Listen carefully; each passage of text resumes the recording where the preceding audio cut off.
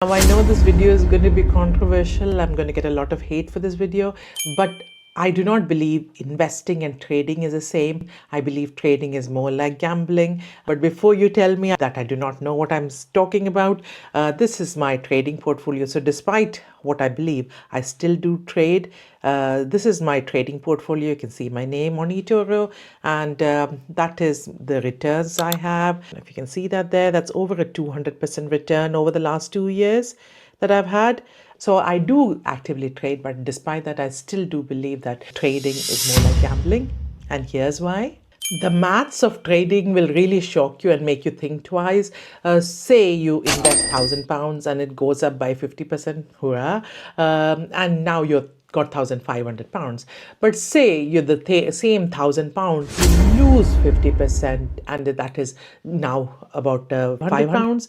And then from that £500, say it goes up by 50% again, it only comes to 750. It doesn't come up to the original 1,000. So from when you lose 50% to come up to where you started, the money needs to double actually. So from 500, the money really needs to double to come up to the 1,000. So the losses are compounded. The wins are compounded, but that's not a problem. But the losses are really compounded, and that's and we all know investing, you gain some and you lose some. Another reason I do not like trading is trading is a very emotional decision. 2 years ago, Ronaldo had this press conference where he removed this bottle of Coke and put it aside and took a bottle of water and supported water. The video clip is here. Just this small thing by Ronaldo accepting water and not Coke made the Coke market shares drop by 4 billion.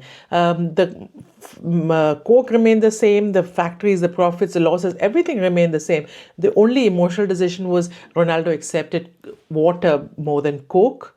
Same thing with the trade deals recently with Trump. Again, he said he's going to make all these tariffs, which further down the line could affect how markets operated. But as soon as things were announced that he's thinking about trade deals, the market reacted wildly. So trading is a very, very emotional decision, and we all know we shouldn't make any decisions when we are emotionally involved.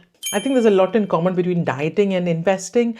You know how a lot of people go on crash diets, not me, but a lot of people do go on crash diets and lose a lot of weight drastically. We all know that's not healthy to lose such a lot of weight in a short period of time. And also, it's not sustainable over the long term. Trading is very much the same, where you can win big, but also you can lose big. But trying analyzing stock, sitting and buying and selling, right time to buy, right time to sell, is just not sustainable over the long term.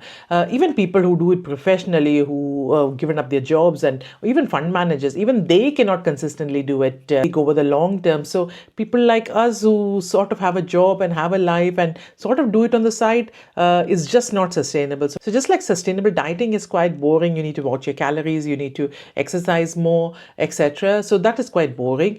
Similarly, sustainable investing should be boring, and that's how most people build wealth, boring sustainable investing over the long term.